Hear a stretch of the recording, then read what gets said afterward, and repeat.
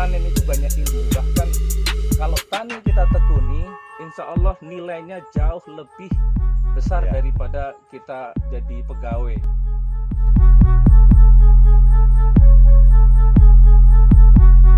Ya, kita saat ini sedang berada di kebun pisang Cavendish di Gapoktan Soneta, Desa Windusari, Kecamatan Bintang Jaya, Kabupaten Oku Timur. Nah, ini langsung dengan pemilik kebun, Bapak M. Tolib, yang sekaligus Ketua Gapoktan di Desa Windusari. Mas Tolib, untuk luasan yang sedang dikelola saat ini berapa hektar jumlah luasannya? Alhamdulillah, ini saya coba tanam ada di 2 lokasi. Yang satu lokasi ini 2.500 meter persegi atau 1/4 hektar dengan jumlah tanaman kurang lebih 415. Kemudian yang satunya lagi sama tetapi beda lokasi. Dan pisang Cavendish ini jenisnya CJ40. CJ40. Ya, CJ40 kabarnya itu pengembangan dari CJ30. Kan banyak sekali memang varietasnya. Iya. Dan varietas CJ40 ini yang selama ini digunakan oleh CV Sunpride yang Dari perusahaan. dari perusahaan, dari CV pemasaran pisang. Nah, ide pertama kali budidaya pisang Cavendish ini dari mana kira-kira? Itulah kecanggihan teknologi. Selama ini memang saya lihat-lihat di Facebook, ternyata pisang itu yang selama ini kita kenal ditanam saja tumbuh, kemudian petani tidak begitu mengembangkan. Saya punya ide, Cavendish ternyata itu cukup sangat mempunyai nilai ekonomis. Awalnya dari Jawa Timur, saya lihat di YouTube. Di sana hanya mengembangkan 5 hektar tetapi pendapatannya cukup lumayan. Nah, makanya saya coba untuk mengembangkan Cavendish di sini dengan model yang seperti ini. Alhamdulillah, ini usia 6,5 bulan sudah seperti ini. Kalau awal jantung itu di usia 5 bulan. 5 bulan, 5 bulan setengah sudah mulai jantung. Sudah bisa keluar. Iya. Kira-kira prospek pemasarannya gitu ya, harga dan pemasarannya ke depan seperti apa? Kemarin belum lama saya kunjungan di Lampung Barat yang tempat petani banyak tanam pisang Cavendish. Ya, kalau di Lampung itu ada Tanggamus yang ditanam sama masyarakat, Tanggamus sama Lampung Barat Kota Bumi. Nah, itu kalau di Kota Bumi kemarin, Lampung Barat di Kecamatan Tebu, petani di sana menjual pisang ini di Tengkulak seharga 3.000 per kilo. Per kilo, bukan per tundun ya? Bukan, per kilo. Nah, itu juga ternyata beda-beda karena kan pisang Cavendish ini yang diharapkan itu kualitasnya, bukan hanya sekedar jumlah kilonya gitu loh. Semakin dia banyak mulus, harganya semakin cantik gitu. Oh, gitu. Ya, terus kemudian kalau pemasaran, saya belum ada planning pemasaran karena ini jumlahnya masih sedikit, ada sekitar 600 batang. Kalau secara hitung-hitungan matematika petani yang pernah panen, itu biasanya dalam satu kali panen itu 10%. Jadi kalau seandainya 600 batang bisa tumbuh semuanya, 10% berarti sekitar 60 batang panen pertama.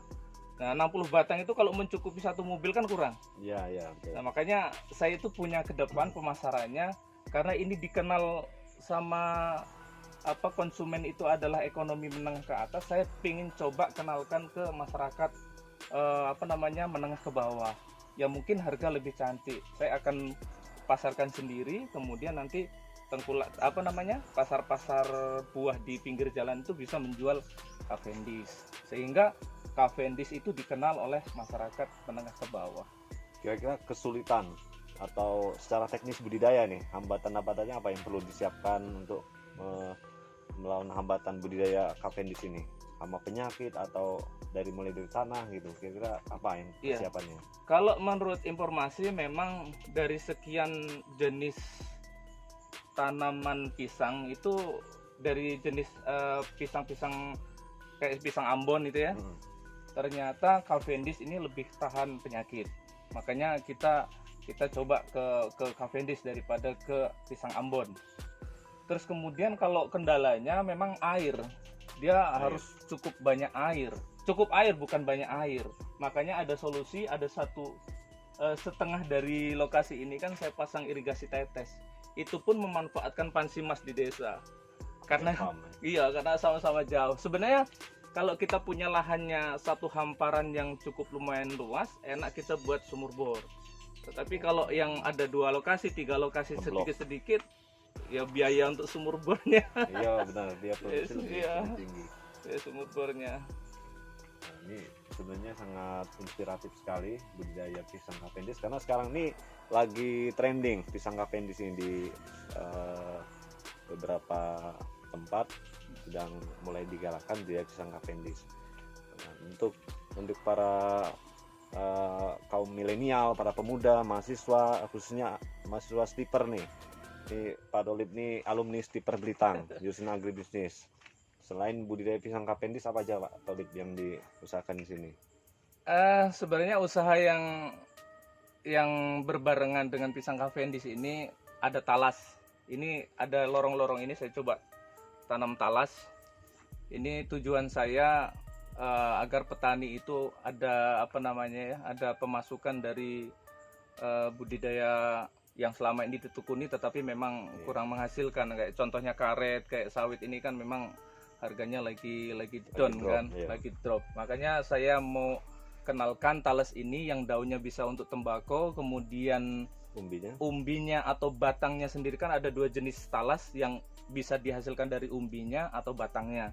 Nah kebetulan yang saya tanam ini adalah jenis talas bening. Bening itu singkatan dari besar dan kuning. Oh, ada nah ya bening. Nah kemudian kalau daunnya, nah ini yang saat ini lagi memang booming. Daunnya dibuat tembakau dan itu skalanya ekspor. Oh, nah itu jadi daun talas untuk tembakau juga. Nah kenapa diarahkan ke bening? Karena dia bisa bertahan tahunan, bisa 2 tahun, 3 tahun, 4 tahun. Tahan kemarau juga ya? Ya tahan kemarau. Justru ini bening itu tahan kemarau. Dia nggak milih tanah, jenis tanah, kecuali jangan yang tempat basah. Becek dia nggak mau. Kecuali kalau yang jenis lain mungkin bisa kayak Pratama dan sebagainya. Kalau yang bening ini nanti batangnya itu diproses buat makanan keripik, setik, kemudian bisa untuk tepung dan itu harganya pun lumayan. Oh jadi prospeknya cukup menjanjikan juga ya untuk bahkan kalau daunnya itu bisa dipanen sebulan sekali, bisa dipanen untuk tembakau tadi. Iya, tembakau dia kan nggak habis, dia dipanen bawah, nanti atas tumbuh lagi. Nah seperti itu kan, naik terus gitu. Itu kemudian yang kedua saya coba tanam vanili, tetapi baru mau coba. Dulu pernah tahun kemarin saya coba di hamparan, kemudian tegakannya itu tanaman hidup. Ternyata vanili itu dia tidak tahan dengan tumbuh langsung di tanah, dia harus modifikasi media. Ya selama ini serabut kelapa itu yang paling bagus atau disebut kokopit ya, kokopit. Nah itu, nah makanya di rumah saya coba buat tujuan saya sih baru mau mempelajari sejauh mana sih kemampuan vanili itu bisa hidup ya gitu kan, karena memang prospek pasarnya juga bagus vanili. Iya. Nah terus pesan untuk para kaum milenial nih apa Pak Tolib nih untuk kira-kira buat teman-teman khususnya saat ini yang lagi di bangku kuliah, jangan pernah takut lah untuk menghadapi kehidupan di masyarakat. Saya dulu tahun 2000 saya pernah berkecimpung di perusahaan sampai dengan 2006. Kemudian saya setelah itu mandiri, saya bertani, kemudian saya juga ada dagang, dan terakhir sepertinya saya cinta sama sama tanah, mengolah tanah dan sebagainya. Bahkan ilmu agribisnis saat ini memang sedang saya memang kemarin pelajari, tapi sekarang saya praktekkan gitu. Intinya jangan pernah takut. Di pertanian itu banyak ilmu. Bahkan kalau tani kita tekuni, insya Allah nilainya jauh lebih besar daripada kita jadi pegawai. Itu Pak.